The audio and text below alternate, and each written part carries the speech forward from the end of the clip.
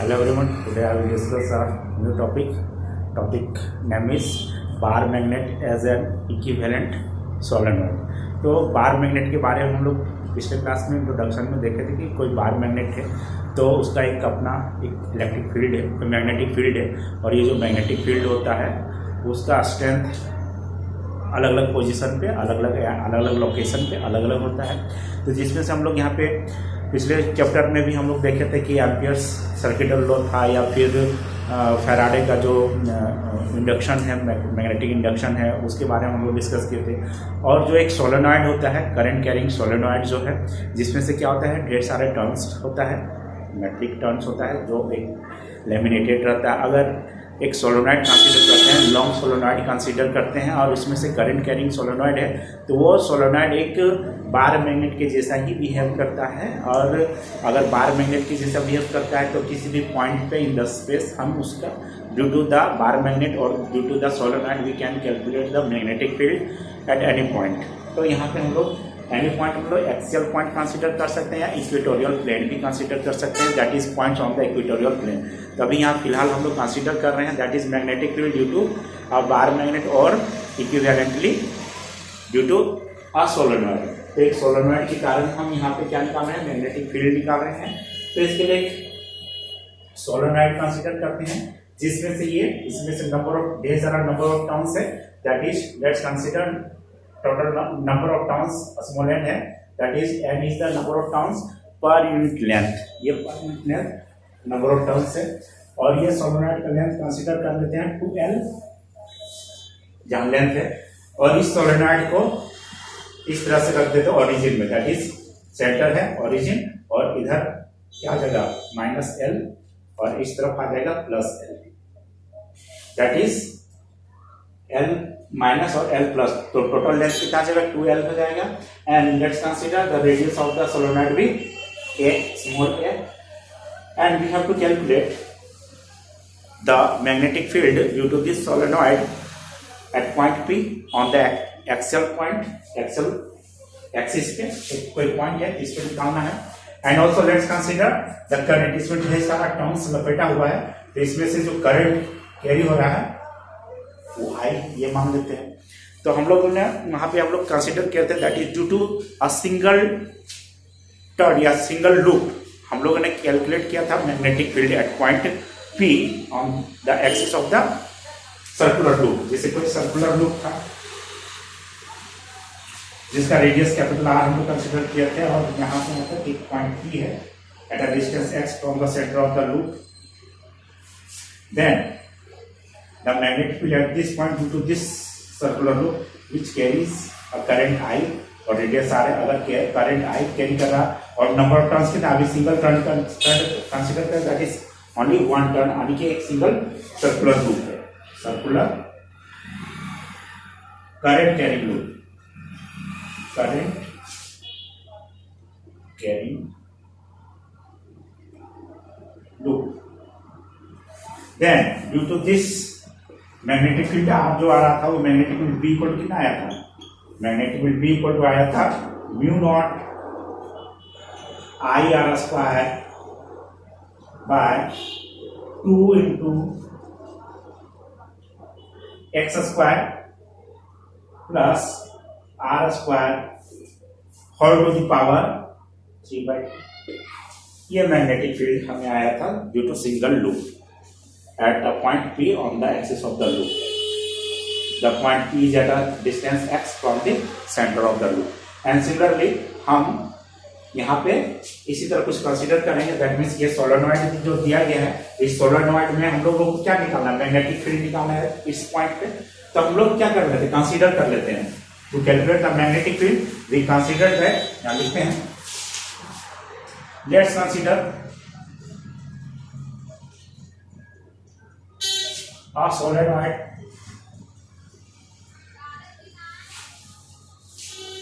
which consists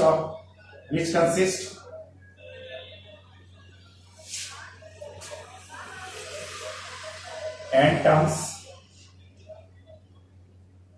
per unit length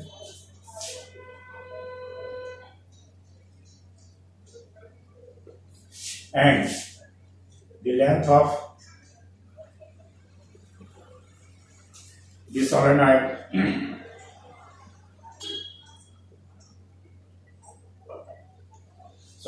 B to L, and it carries a current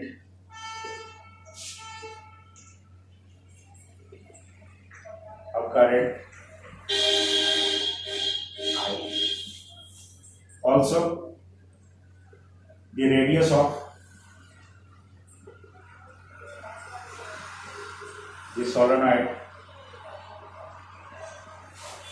B, A, यहाँ A consider करते हैं radius. So we have to calculate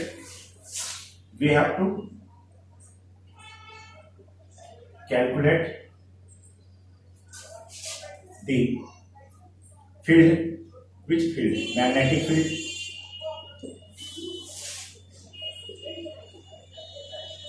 At a point P lying on the axis of the solenoid,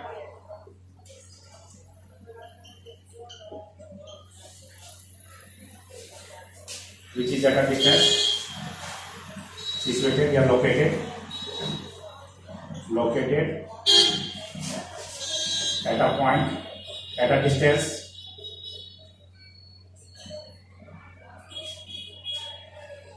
R from the center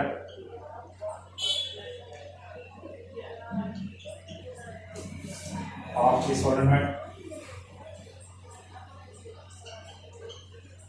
तो solenoid के centre से are distance पे point P है और इस पॉइंट पर हमें मैग्नेटिक फील्ड निकालना है due to this solenoid, and the solenoid carries the current I. So for this we consider a circular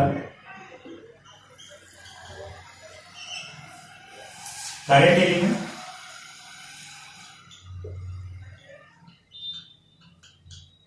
ये एक सर्कुलर करंट एलिमेंट कंसीडर करते हैं of thickness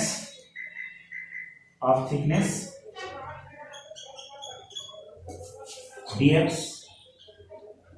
and which is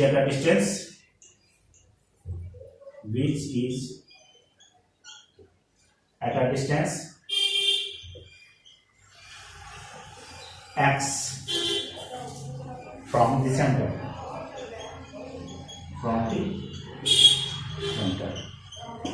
तो सेंटर से x डिस्टेंस पर dx thickness का एक circular current element consider कर लिए हैं.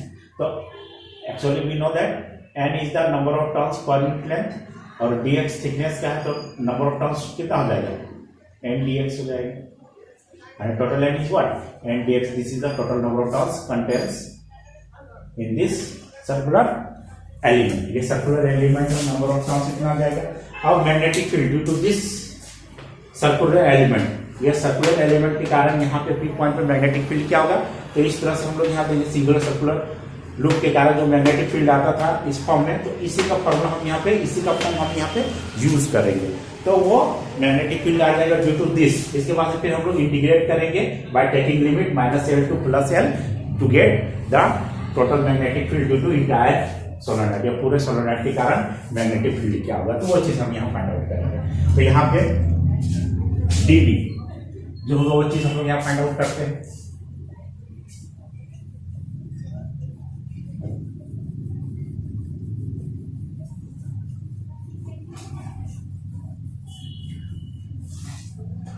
That is, so the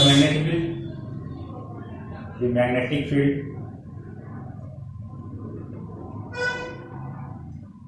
at point P T due to circular element is given by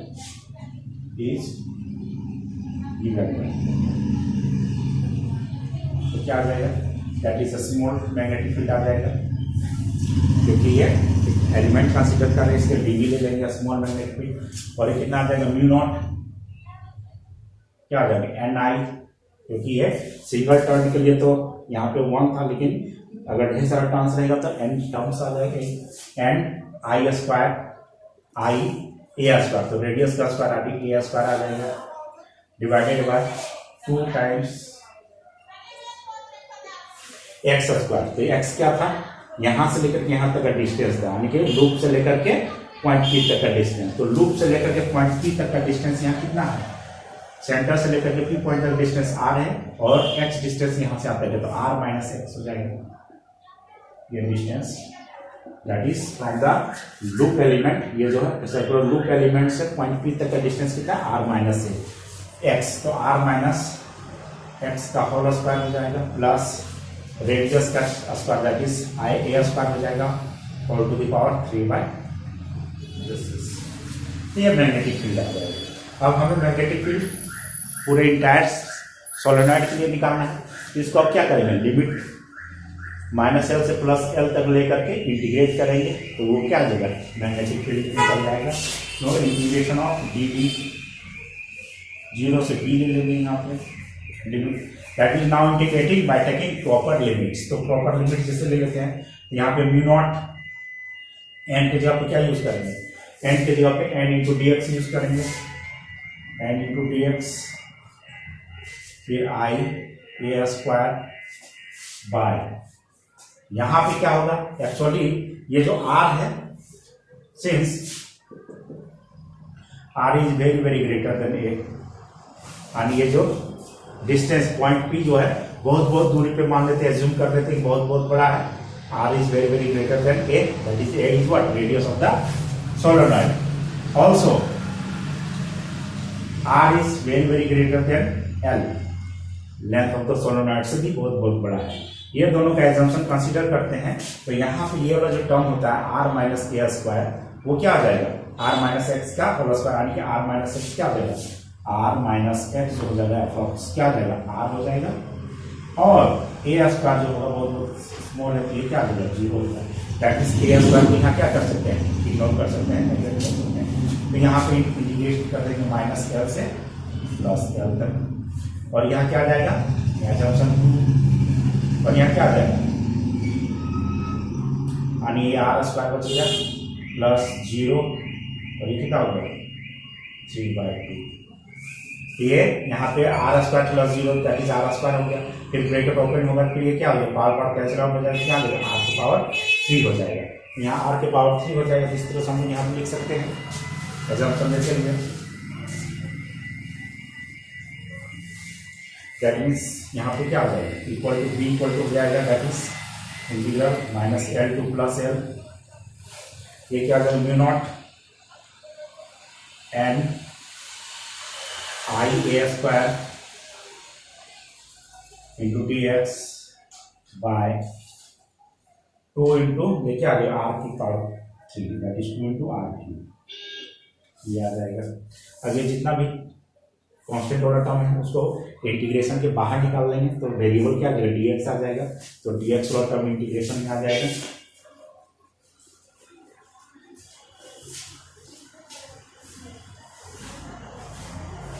that means यहाँ ये आ जाएगा mu naught N I A square by 2r3, और integral हो जाएगा -L टू +L और dx। तो dx इंटीग्रल और differential क्या आ जाएगा, कैंसिल आउट हो जाएगा, दैट मींस सिंपली x बच जाएगा, यहाँ पे क्या आ जाएगा, ये वाला टर्म आने b इक्वल टू, यहाँ imply that b equal to, फिर यहाँ से लिखते हैं mu naught N I A square by 2r3, और यहाँ क्या आ जाएगा, x लिमिट होगा -L to +L, which is equal to, फिर यहाँ पे लिखेंगे mu naught N I A square by 2r3, और यहाँ हाई लिमिट पहले पुट करते हैं, दैट इज L, फिर minus of -L lower limit put करते हैं, ये वाला टर्म क्या आ जाएगा, mu naught N I A square by 2 R cube into L आ जाएगा। तो ये आ जाएगा।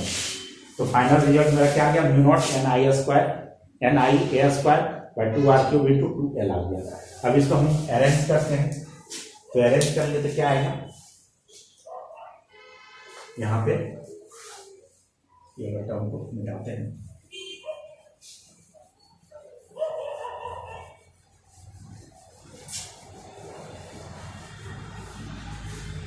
That is magnetic field B is what?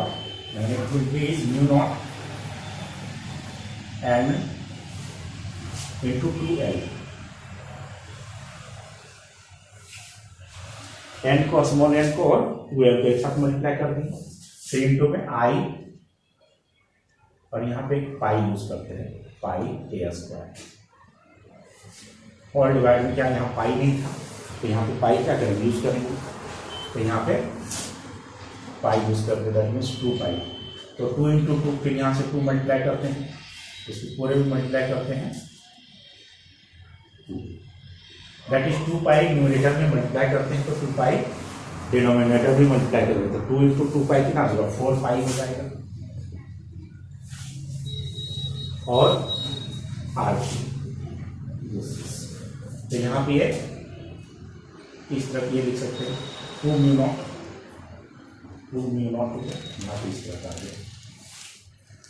That means 2 mu naught और एन इंटू डी एल कितना हो जाएगा, कैपिटल एन हो जाएगा,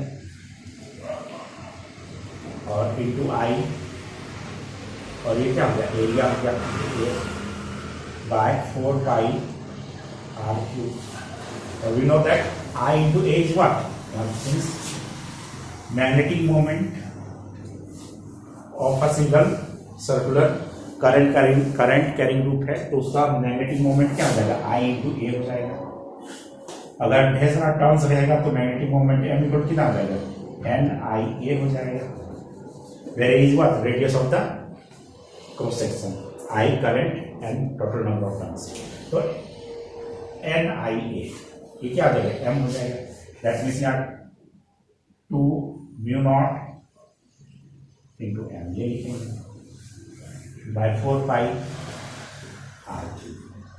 तो यहाँ इसके जगह पर 2 यहाँ ना लिख करके यहाँ भी लिख सकते हैं, that is and therefore it is written as this. So this is the magnetic field due to this solenoid at a point P on the axis of the solenoid, and it is equal to mu naught by 4 pi 2m into 2m by r cube. This is, तो इसका सारा value हम यहाँ find out कर सकते हैं, जो भी वैल्यू दिया रहेगा न्यूमेरिकल्स होगा तो इसका फॉर्मूला हम अप्लाई करेंगे।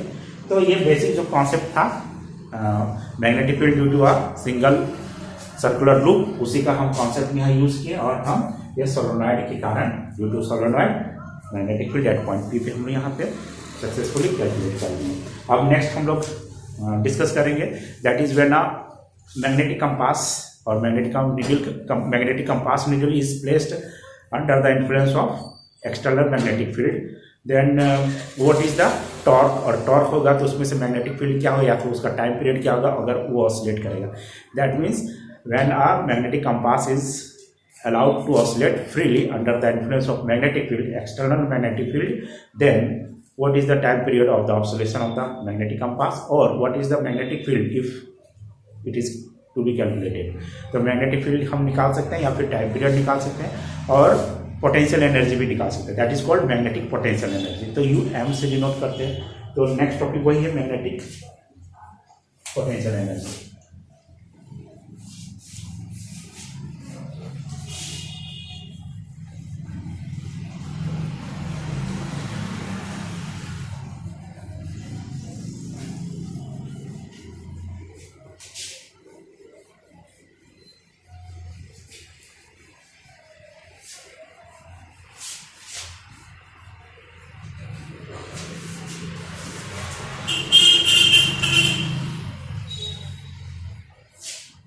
The dipole,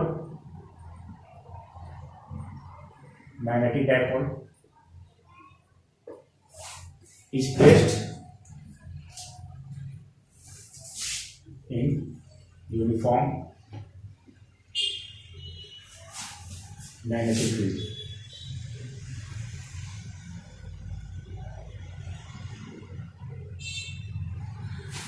That is the dipole, magnetic dipole है, दैट इज मैग्नेटिक कंपास को अगर किसी मैग्नेटिक फील्ड में अगर रख देते हैं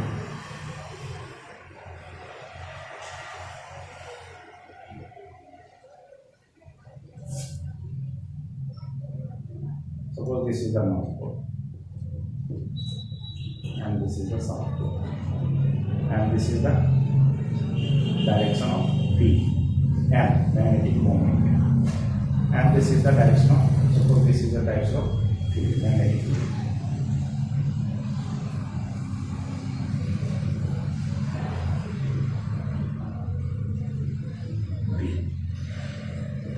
That is, this compass, magnetic compass is placed under the influence of magnetic field, and this magnetic compass will have magnetic moment M, which makes an angle theta with magnetic field. तो magnetic field के साथ theta बना रहा है. अब यहाँ जैसे magnetic field में रखते हैं तो क्या हो जाएगा, यहाँ डिफ्लेक्शन होगा. डिफ्लेक्शन होगा दैट मीन्स कि क्या होगी, मैग्नेटिक फील्ड क्या करेगा, उसमें टॉर्क लगाएगा.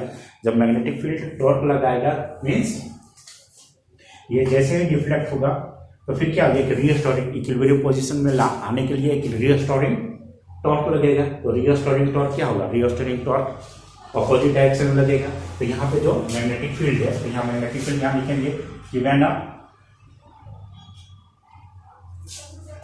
magnetic compass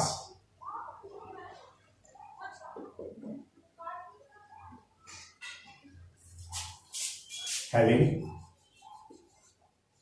magnetic moment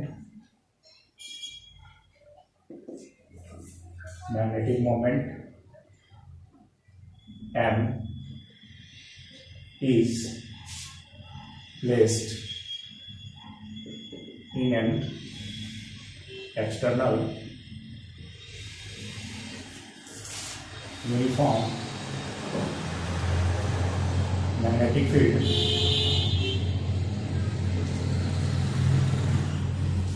B, then a torque, that is deflecting torque, a torque acts on it and the torque is given by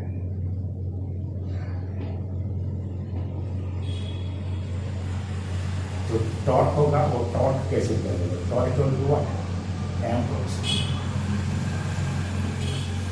cross B होता है, this is the magnetic moment और ये B होता है.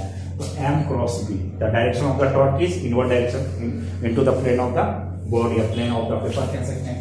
तो M cross B हो जाएगा. इसको हम लोग यहाँ मैग्नीट्यूड क्या लिखेंगे, मैग्नीट्यूड में यहाँ लिखेंगे एम बी साइन थीटा, क्योंकि क्रॉस जो होता है वो साइन थीटा होता है. तो ये magnitude M B sine theta होता है.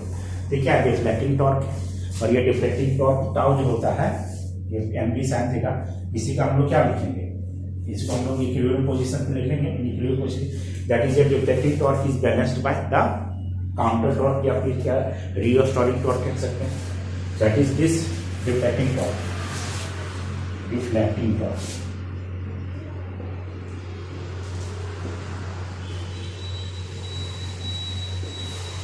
And this deflecting torque is balanced by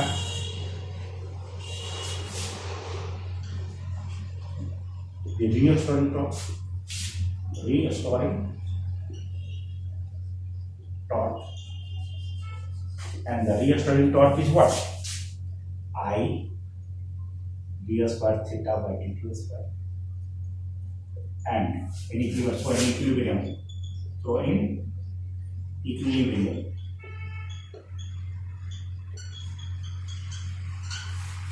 equilibrium में क्या होगा, I d square by d theta and minus mb sin theta. अब यहाँ क्वेश्चन है कि माइनस साइन क्यों आया, तो माइनस साइन आ गया कि ये डिफ्लेक्ट हो रहा है, this is the deflecting torque. इसका ऑपोजिट एक्शन क्या होगा, एक रियोस्टोरिंग टॉर्क लगेगा, तो जो रियोस्टोरिंग टॉर्क होगा वो क्या होगा, opposite to the deflecting torque, that is why a minus sign is introduced here. So magnitude में अगर हम बात करें यहाँ पे तो क्या आ जाएंगे, I d square theta by D T square equal to M d sine theta हो जाएगा। And for very small angle of theta, theta बहुत स्मॉल एंगल अगर होगा तो साइन थीटा इक्वल टू कितना हो जाता है, साइन थीटा अप्रोक्स हो जाता है थीटा। तो here we use I d square theta by dt square which is equal to md minus md, minus sign introduce कर लेते हैं, minus md into theta,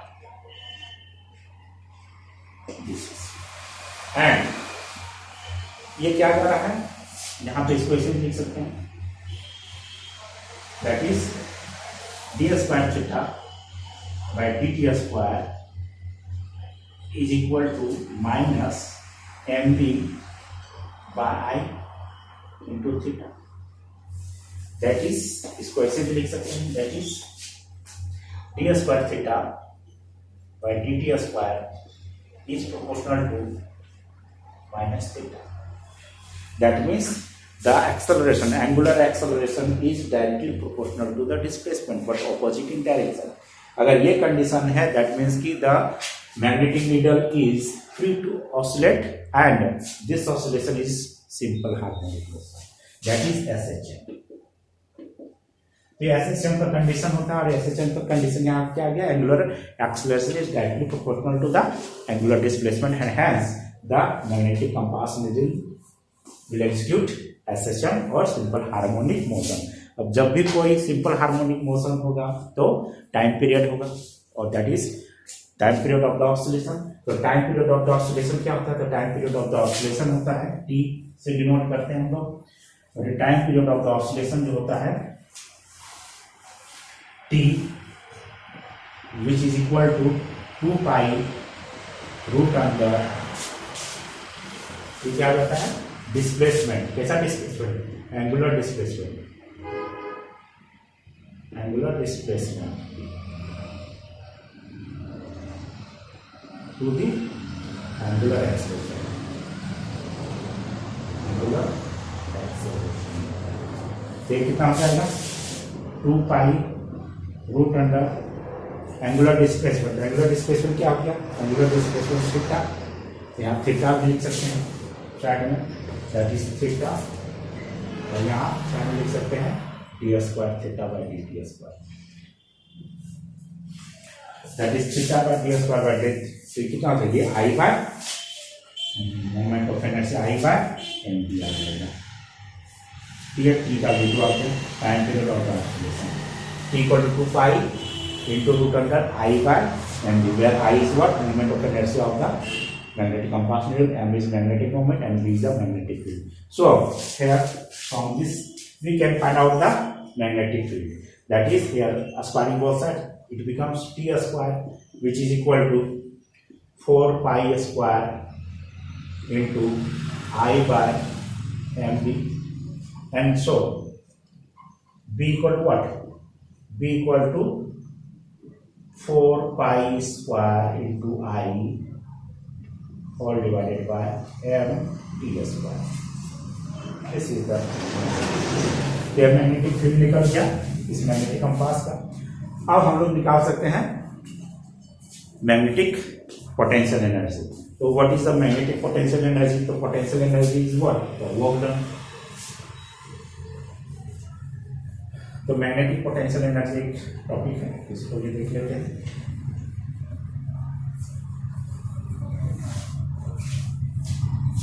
That is magnetic potential energy।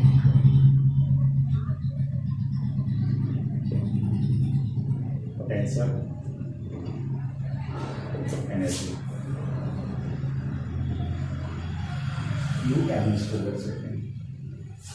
तो magnetic potential energy UM जो होगा वो क्या होगा, force, angular torque और डिस्प्लेसमेंट। तो एंगुलर टॉर्क और डिस्प्लेसमेंट को इंटीग्रेट करेंगे, that is tau in terms of theta into d theta. तो ये क्या हो जाएगा, इंटीग्रेट करेंगे टाउ, टाउ का वैल्यू क्या था, डिफ्रैक्टिंग टॉर्क जो था एम बी साइन थीटा था, या माइनस साइन बी, एक्चुअली हम मैग्नीट्यूड यहाँ यूज करते हैं, M B sine theta into d theta.